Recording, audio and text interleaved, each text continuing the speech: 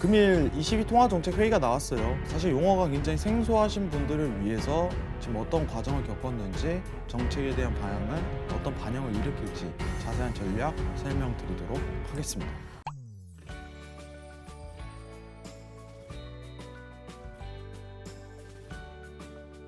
좋아요, 구독, 댓글 부탁드립니다. 자, 이게 나스닥 60분봉이에요. 이제 2월 중순부터 내려온 지금 증시에 대한 차트입니다. 좀 힘들죠. 코스피도 왜 이렇게 힘을 못 받을까요? 하는 이유가 미증시가 못 올라가서인데 네. 오늘 저항이 한번 걸려요. 오늘 지금 이 자리예요, 여러분들. 이 자리 보이시죠? 지금 방금 고점 자리 있죠. 여기가 이제 좀 센 저항이에요, 센 저항. 여기 보이시죠? 확대 좀 많이 해볼게요. 이 자리입니다. 그죠? 60분봉에 대해서 리스크가 굉장히 크다는 거예요. 장세가 탄력적으로 위로 슈팅이 나오기보다는 제한적인 상단에 대해서 걸릴 가능성이 굉장히 높다는 겁니다. 근데 여러분들 최근 추이를 한번 비교를 해보도록 할게요. 간단하게.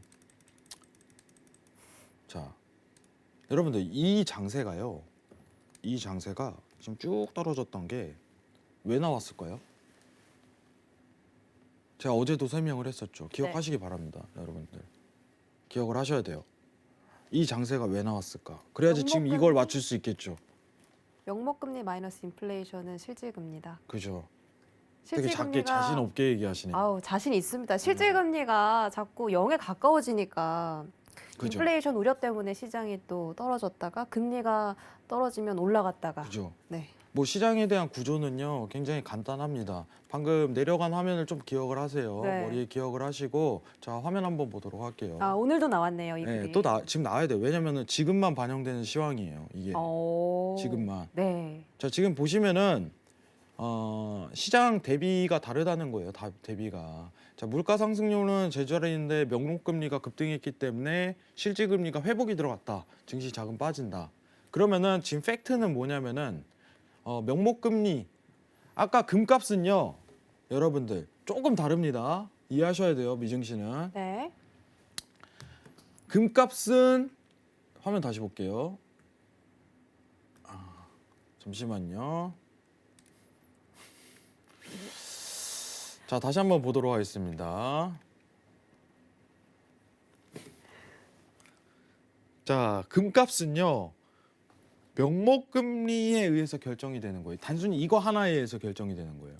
이해하시겠죠? 근데 잠시만요. 근데 미증시는요, 여러분들 물가 상승률을 가지만 잠시만요. 제가 갑자기 웃음이 터져가지고 물가 상승률을 좀만 가지면 돼요. 집중 좀 하겠습니다. 다시. 자 실질금리가 굉장히 중요한 시대인데 여러분들. 명목금리만 움직이는 거는 금값에 바로 반영이 되지만은 물가 상승률 대비로 측정을 하기 때문에 실질금리에 대한 움직임에 의해서 증시가 빠진다는 겁니다. 근데 지금 시장은요, 물가 상승률은 제자리인데 명목금리가 너무 급등하니까 증시가 빠지는 거다라고서 얘기를 하는 거죠. 여러분들. 이 부분이 팩트예요. 자, 최근 금리가 급등이 나왔던 거는 증시에도 반영이 그대로 이루어진다는 게 사실 기반입니다. 아시겠죠? 근데 이게 계속 이루어지는 건 아니에요. 인플레이션이 바뀐다면은 다시 한 번 더 바뀌겠죠.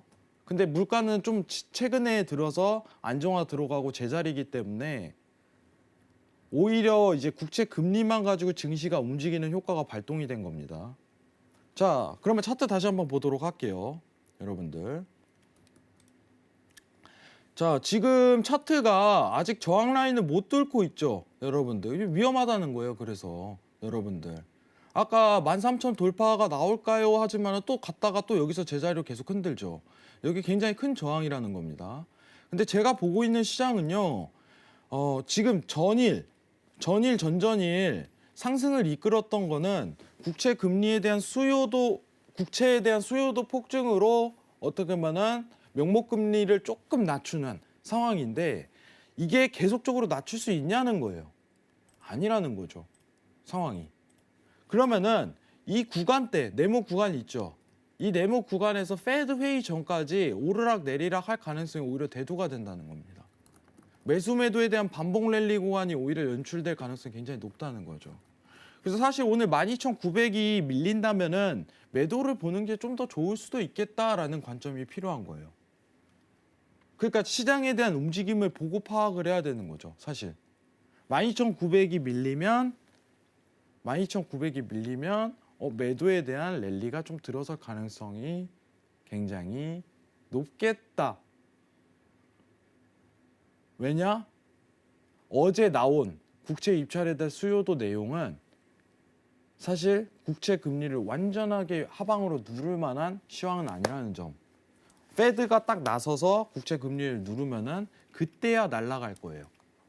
그러면은 지금은 이 구간대 자체가 오히려 이제 흔드는 당분간 페드 회의 다음 주 목요일 전까지 흔드는 구간대로 이 라인에서 연출될 가능성이 오히려 높다는 겁니다.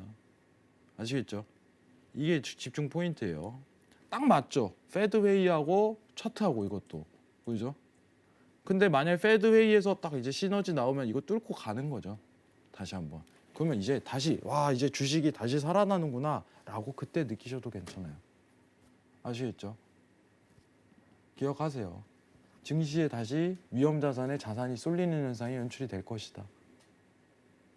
굉장히 기본적인 원리지만 차트에 그대로 적용이 되고 있다는 점. 지금 보세요. 12,000, 13,000 아까까지만 해도 1분봉 차트 한번 보도록 할게요. 1분봉 차트. 아까 막 오버슈팅 나오는 것처럼 막 하지만 또 떨어지잖아요. 맞죠? 그렇지 않나요, 앵커님? 네. 화면 다시 뒤에 띄울 수 있을까요, 피디님? 굉장히 많이 떨어지네요. 그렇죠. 이제 나스닥 1분봉 한번 보도록 하겠습니다. 네. 자, 아까까지만 하더라도 우리가 여러분들 막 위로 올라갈 것 하더만 지금 또 다시 떨어지잖아요. 왜 그럴까요? 위험하다는 하락이 거예요. 나왔네요. 그죠? 네. 그래서 섣부르게 올라간다고 해갖고 따라붙지 말라는 겁니다. 굉장히 위험한 거예요, 여러분들. 그래서 정말 한 몇 분 안에 0.5% 이상 하락이 나왔어요. 슉 갔다가 슉 내려오잖아요. 네. 그죠? 이게 왜 그럴까? 지금 60분봉의 저항이 걸리고 있다는 걸 단순하게 내비추는 겁니다. 제 화면 한번 다시 보도록 하겠습니다. 자, 이게 걸린다는 거죠. 지금 상황이 위에 13,000 구간에. 그러면은 진짜 하방폭으로 완전 변곡이 올라면은 지금 이 지지 라인 여기 지지 받네요. 지금 여러분 이 자리 보이시죠? 이게 완전 이탈이 나왔을 시 그때 매도세로 전향이 된다라고 판단하셔도 괜찮아요. 아시겠죠? 근데 이거는 밀릴 가능성 굉장히 높아요. 지금 단가상 보면은 저점 라인이 12,940인데 12,900까지 밀린다면은 이제 완전히 매도세로 전향이 됐다라고 해서 인지하시는 게 딱 좋습니다. 네. 아시겠죠? 이게 키포인트예요. 지금 차트에서는. 그래서 제가 관망 든 거예요. 위험하다. 오늘 더 붙을 가능성이 위로 더 슈팅 나올 가능성보다는 사실 안정화 페드 회의 전까지 이 파동에 대한 진폭이 제한적일 것이다. 이렇게 보시는 게 좋습니다. 아시겠죠? 기억하세요, 여러분들. 페드에서 오늘 정리를 한 번에 다 하겠습니다. 페드 회의가 달러, 유로, 10년물 국채, 금, 지수, 증시까지 다 갈라버립니다. 왜냐? 채권 시장에 대한 영향을 받아버렸거든요. 여러분들이 아셔야 되는 게 채권 시장이요. 주식 시장보다 규모가 더 커요. 어마어마합니다. 그래서 제가 채권 관련된 책을 많이 읽어보라고 여러분들한테 추천을 굉장히 많이 드렸었어요. 아시겠죠? 기억하시기 바랍니다. 이상입니다.